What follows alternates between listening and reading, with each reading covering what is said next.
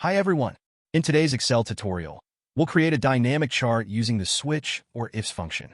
This quick method makes a chart adaptable to changing data sets. Let's dive in. The sheet contains 3 data sets. First, we create a drop-down list to switch between these data sets dynamically. Select cell E1 and use data validation to create a drop-down list with the source range B1 to D1 containing sales, profit, and expenses. Now, when you click the drop-down arrow in E1, you'll see the options Sales, Profit, and Expenses. Selecting one of these will control the data displayed in the chart. Next, we'll use the switch function to dynamically display the data based on the drop-down selection. In cell F1, enter the formula as shown on screen. This formula checks the value in E1. If it's sales, it returns the entire range B1 to B13.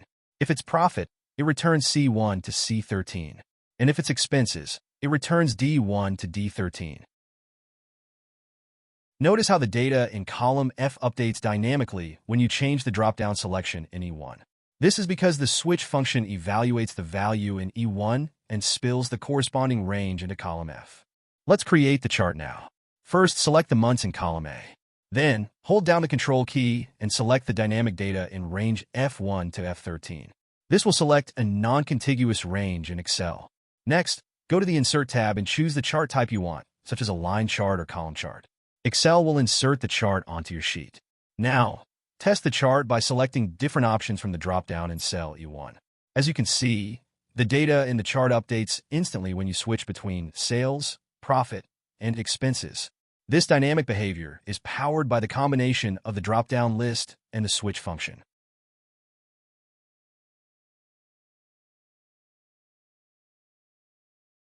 You can achieve the same result using the ifs function. Here's how. In cell F1, replace the switch formula with the ifs formula as shown on screen.